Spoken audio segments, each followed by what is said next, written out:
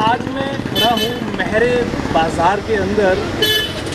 महरे बाज़ार के बारे में मुझे लगता है बहुत सारे लोग बहुत अच्छी तरह से परिचित हैं, जानते हैं कि ये एक ऐसा बाज़ार है जिसका इकोनॉमी में एक बहुत बड़ा रोल इस एरिया में माना जाता है। काफ़ी बड़ा एक व्यापारिक हब के रूप में ये महरे बाज़ार आप देख रहे हैं, जिसके बारे में आपको आज मैं बताने जा रहा हूँ। दुर्भाग्यवश इस बाज़ार को हम महरे बाज़ार के नाम से बोल रहे हैं, लेकिन अगर गूगल मैप पे भी आप इसका नाम ढूंढें कहीं तो अभी महरे का नाम प्रॉपरली नहीं मिलता है। ये जो रोड आप देख रहे हैं NH के अंडर में आता है, NH 503A के अंडर में आता है। और अगर महरे बाज़ार को अगर हम ढूंढें, महरे जगह को अगर हम ढूंढें तो सिर्फ ये महरे दांदड़ू रोड के रूप में कहीं ना कहीं दिखाई देता है। अदरवाइज़ महरे की अपनी कोई पहचान नहीं है। और इससे दुर्भाग्य की बात कहें या क्या कहें कि महरे का नाम कहीं भी आपको देखने को नहीं मिलेगा। बड़सर के नाम से ही इस जगह को जाना जाता है। मैं आपको आज इसकी थोड़ी सी व्यवस्था के रूप में और सारी परिस्थितियों के बारे में भी दिखाना चाहता हूँ। यहाँ पर पिछले कई वर्षों से राजनीति के कितने रूप निकल गए हों, कितनी सारी चीज़ें निकल गई हों। यहाँ पर अभी तक इस बाज़ार में ना तो बसों को खड़ा करने की कोई व्यवस्था बनी है, अभी यहाँ पर कोई बस अड्डा नाम की कोई चीज़ नहीं बनी है। अगर हम वैसे जनरली बात करें, इधर भी दिखाएं आपको, तो लोगों को इस तरह से यहाँ पर बैठने के लिए बसों का इंतज़ार करना जो है वो उनकी मजबूरी बना हुआ है। और अगर वाहनों की बात करें तो चाहे पुलिस की मजबूरी हो या इसको हम लापरवाही हो, कुछ भी बोल सकते हैं, यहाँ पर इन सड़कों के ऊपर वाहनों का खड़ा होना आम बात है। पैदल यात्री जो चल रहे हैं, जिसे मैं आपको ये दिखा रहा हूँ, इनका पैदल चलना जो है वो कहीं ना कहीं रिस्की जोन में खड़ा रहता है। अगर मैं बसों की बात करता हूँ तो एट ए टाइम पर मेरे सहयोगी आपको दिखाएंगे 5 बसें यहाँ पर खड़ी हुई आपको दिखेंगी। अगर मैं 5 बसें आपको दिखा रहा हूँ, आप देख रहे हैं 3 बसें एक तरफ और 2 बसें। ये 5 बसों का खड़ा होना इस बात का यहाँ पर सबूत है कि कहीं ना कहीं इस बाज़ार की कितनी अनदेखी हुई है। जो राजनीतिज्ञ यहाँ बड़ी बड़ी बातें करते हैं, जो वोट लेने की बात करते हैं, मुझे मजबूरन उनके लिए कहना पड़ रहा है कि पिछले 25 सालों से, 30 सालों से, 40 सालों से, 50 सालों से ये मार्केट बसी हुई है, लेकिन इस मार्केट में अभी बसों को खड़ा करने की व्यवस्था नहीं कर पाए हैं। 3-3 बसों का टाइम टेबल क्या है, कितनी देर ये खड़ी रह सकती हैं, इनको कौन चेक करने वाला है, अभी तक किसी के पास इस बारे में कोई भी पुख्ता जानकारी नहीं है। अगर हम जनरली बसों की बात करें, ये बसें जो यहाँ खड़ी हुई हैं, इनका रूट टाइमिंग क्या है, कितनी देर यहाँ खड़ी हो सकती हैं, खड़ी हो भी सकती है कि नहीं हो सकती हैं, इसको लेकर ना तो पुलिस के पास अभी किसी तरह का कोई समय सारणी है, ना ही मुझे लगता है कि पुलिस इसके बारे में कोई अभी बात करना चाहती है। क्योंकि अगर पुलिस इस पर बात करना चाहती है या करती है तो राजनेताओं का या किसी ऐसे लोगों का प्रेशर आना शुरू हो जाता है, जो कि फिर आप समझ सकते हैं कि कितना मुश्किल करता है। केवल एक पुलिस कांस्टेबल पूरे बाज़ार को यहाँ पर जो है वो मेंटेन करने के लिए कभी इधर भागता है, कभी इधर भागता है।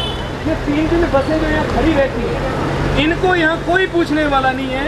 ये 3-3 बसें, 2-2 बसें या 5-5 बसें इकट्ठी रहती हैं, किसी को कोई फर्क नहीं पड़ता है। मैं जनरली अगर ये ड्राइवर साहब हैं, उस्ताद जी हमारे साहब, आपका टाइम टेबल एक बार दिखाएंगे जरा, आपका टाइम टेबल क्या है, यहाँ पर कितने बजे का है?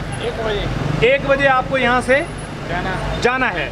कितने बजे आप खड़े होते हैं यहाँ पर? अभी खड़े हुए हैं। नहीं, मैं बड़ी देर से देख रहा हूँ आपको। कितनी देर से नहीं है, 3 मिनट हुए। कितना टाइम है आपका यहाँ खड़े होने का? 5 मिनट। यहाँ 5 मिनट आपका खड़े होने का है। मैं जैसे अभी इन्होंने कहा कि 1 बजे इनका टाइम हो गया 1 बजे का, लेकिन 1:02 पे अभी ये खड़े हुए हैं। मैं जनरली ऐसे ही बात करूँगा, अभी आपको लेके चलूँगा। अभी एक पुलिस वाला कितने लोगों को मेंटेन करेगा? ये सोने का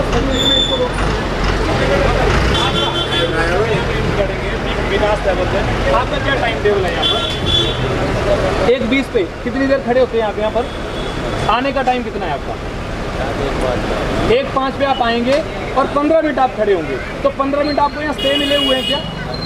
तो देखिए यहाँ पर हाँ दिया हुआ, ठीक है। 15 मिनट का टाइमिंग जो है वो इस वक्त को यहाँ जैसे खड़े होने के लिए मिला हुआ है। अब क्या ये जो बस आगे गई है, इसका टाइमिंग क्या था, ये कौन चेक करेगा? पुलिस है ही नहीं हमारे पास। एक पुलिस कांस्टेबल है, ये भी पिछले वाली गाड़ी है, मैं इसका टाइम चेक करवाता हूँ। मैं जनरली आपको एक बात दिखा रहा हूँ कि देखिए किस तरह से ट्रैफिक होता है। जब 5-5 बसें खड़ी रहती हैं, पैदल चलने वाले लोगों को कोई जगह नहीं है। यहाँ पे आप बाइक के रूप में देखेंगे पूरा ये फुटपाथ गिरा हुआ है। तो मैं आपको मैं बाजार की व्यवस्था दिखा रहा हूँ। अभी देखिए जब मीडिया सामने आता है तो फिर ये सब तितर बितर होना शुरू होता है, लेकिन यहाँ पर ट्रैफिक की व्यवस्था देखेंगे तो यहाँ से लेकर वहाँ तक जो बैंकों की बार भीड़ दिखेगी, दुकानों के बार भीड़ दिखेगी। आप देखिए पूरी मार्केट में पूरे पैदल चलने वाला आदमी यहाँ पर परेशान है। पैदल आदमी जाए कहाँ? फुटपाथ तो रहा ही नहीं है, क्योंकि पुलिस यहाँ पर आएगी, एक दिन चालान काटेगी, उसके बाद फिर भी व्यवस्था वही होगी। तो अगर वही व्यवस्थाएं रहनी है तो जो फुटपाथ चलने वाले लोग हैं, पैदल चलने वाले लोग हैं, वो कहाँ जाएंगे? आखिर उनकी क्या मजबूरी है? किस तरह से वो लोग सर्वाइव करेंगे? ये विषय बहुत गंभीर है। और अभी तक बस अड्डे के नाम पे कोई चीज़ नहीं है, डेवलपमेंट के नाम पे कोई चीज़ नहीं है। रात को अगर आप यहाँ 10 बजे खड़े हो जाओ तो सन्नाटा पसरा होता है कि यहाँ पर लाइट तक कभी उपलब्ध नहीं करवा पाए हमारे नेता, यहाँ पर अभी बाजार की व्यवस्था को नहीं मेंटेन कर पाए, तो आखिर डेवलपमेंट की हम बात कहाँ करते हैं? जहाँ तक मैं महरे बाज़ार की बात कर रहा हूँ, मैंने आपको बताया कि अभी गूगल पे भी इसका नक्शा नहीं मिलता साहब। इसको बड़सर के नाम से जाना जाता है, जबकि ये इतना बड़ा व्यापारिक हब है, इतने बड़े स्तर पर लोगों को ये व्यापार देता है, रोज़गार देता है, इसकी कहीं भी कोई अपनी पहचान नहीं है। मैं जीवन उत्साह न्यूज़ के माध्यम से 2-3 प्रश्न जो बड़े इंपॉर्टेंट रखना चाहता हूँ। जैसे कि आप देख रहे हैं बीच बाज़ार में नेशनल हाईवे के ऊपर अभी तक आपने कोई बस अड्डा अगर देखा है तो ये महरे का देखा है, गोटा का देखा है, बिजड़ी का देखा है। अगर नदौन में जाएं आप तो बस अड्डा अलग है, अगर कहीं भी आप जाते हैं तो लगभग आपको हर जगह मिल जाता है। लेकिन महरे यानी बड़सर विधानसभा में अभी बस अड्डे के नाम पर हमें सड़क नसीब होती है। गोटा में जाएँ तो सड़क, बिजड़ी में जाएं तो सड़क, और महरे में जाएं तो सड़क। तो जब पूरी विधानसभा ही सड़क पे घूमेगी तो हमारे नेता क्या करेंगे? 25-25 सालों से, 30-30 सालों से आप लोग यहाँ राजनीति कर रहे हैं, और आप इस राजनीति में अभी तक एक पुलिस कांस्टेबल पूरे बाजार को मेंटेन करने के लिए बताइए आप। एक पुलिस कांस्टेबल, एक गार्ली चौक पे पुलिस कांस्टेबल और एक यहाँ। इतना बड़ा भीड़ भाड़ वाला इलाका, फुटपाथ पे चलने वालों के लिए। अब देखिए कितना रश था यहाँ पर थोड़ी देर पहले, अब जैसे ही हमारा कैमरा यहाँ पर आया तो अब ये रश भी खत्म हुआ है। तो मेरा सवाल यहाँ ये है कि 5-5 बसों के खड़े होने का, आरटीओ साहब यहाँ पर आप खड़ा होने का 15-15 मिनट का टाइम किस आधार पर दे रहे हैं, जबकि ये बस अड्डा नहीं है, ये बस स्टैंड है। और बस स्टैंड पे 15 मिनट खड़े होने का टाइमिंग आप दे रहे हैं, तो आखिर आप नियमों की धज्जियाँ खुद उड़ा रहे हैं। क्यों यहाँ पर बसें जो हैं वो 3 मिनट 2 मिनट से ज़्यादा खड़ी होती हैं? इसका जवाब किसी के पास नहीं है, पर कोई बोलने वाला नहीं है, कोई पूछने वाला नहीं है। क्योंकि पुलिस वाला कोई व्यक्ति आएगा, अगर पुलिस का कोई व्यक्ति यहाँ पर किसी को बोलेगा तो उसको वैसे ही कहीं ना कहीं डरा धमका के कहीं कर देंगे कि भाई ये बाज़ार है, इसमें ऐसा नहीं होगा। जीवन उत्साह न्यूज़ के माध्यम से मैं ये बात किसी के विपक्ष में नहीं बोल रहा हूँ। मैं बस वालों के विपक्ष में नहीं हूँ, मैं मार्केट वालों के विपक्ष में नहीं हूँ, मैं पब्लिक के पक्ष में हूँ। एक आम आदमी जब यहाँ से पैदल क्रॉस करता है, उस व्यक्ति को पैदल चलने की जगह नहीं मिलती। आप देखिए ना क्या हाल है। मेरे सहयोगी जरा कैमरा जूम करके दिखाएंगे क्या हालत है। आप आगे तक देखिए, पूरे रोड के ऊपर बाइक्स। मैं आपको ये नहीं आगे लेकर चलूँगा, आप देखिए। अभी जनरली मैं आपको एक डेमो दूंगा। ये बस यहाँ पर आई है ठाकुर, मैं इसका टाइमिंग यहाँ पूछूंगा। देखिए अब इसका टाइमिंग के सामने पूछूंगा, कितना इनका टाइमिंग है, कितने बजे तक ये लोग यहाँ पर रुक सकते हैं और कितनी देर तक नहीं रुक सकते हैं यार। इनका टाइमिंग स्लॉट समय सारणी जो इनकी है वो इनके पास है कि नहीं। आइए जी मैं आपको प्रैक्टिकल डेमो देता हूँ। मैं जनरली ये बस आई है या ये बस आई है, मैं इनका बात करता हूँ।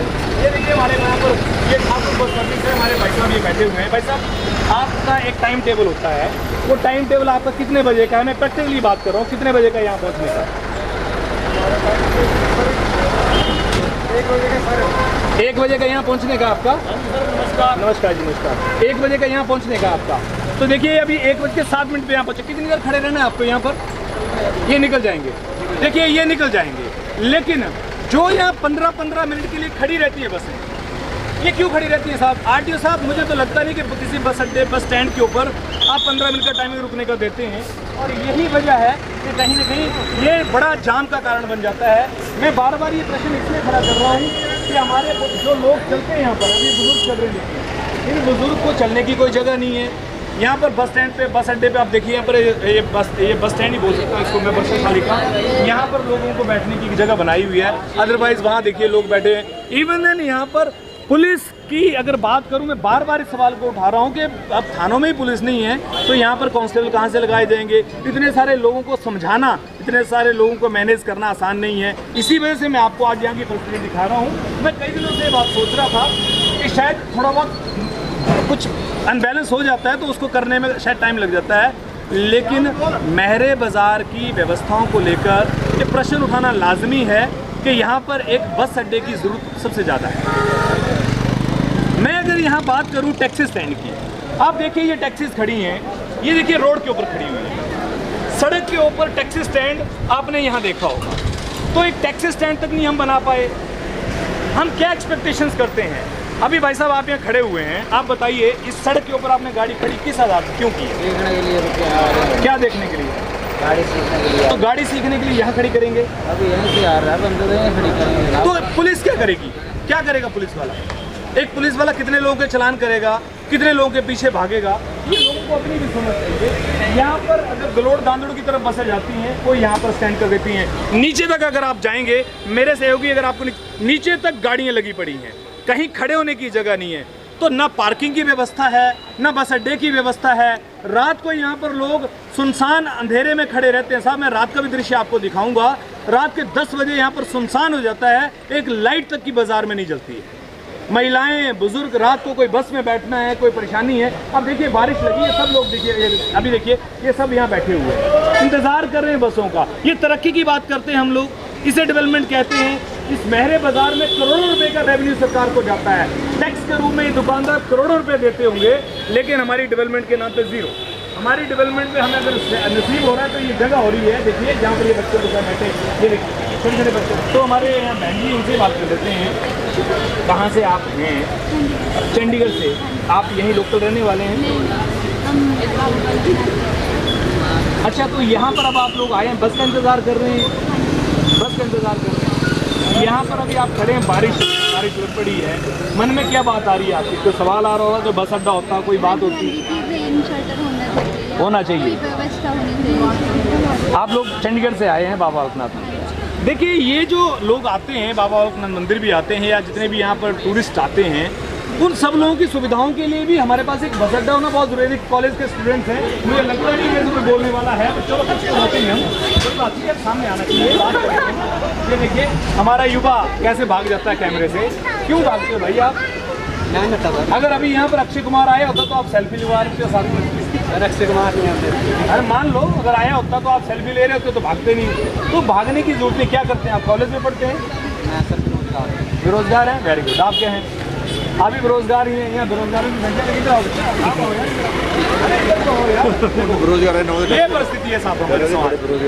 हमारा युवा अभी टिकटॉक, क्या बोलते हैं उसको, इंस्टाग्राम पे, रील्स पे इतना एक्टिव है और पूरी दुनिया में स्टार बनना चाहता है, और जब कैमरा आता है तो भाग के उधर चला जाता है।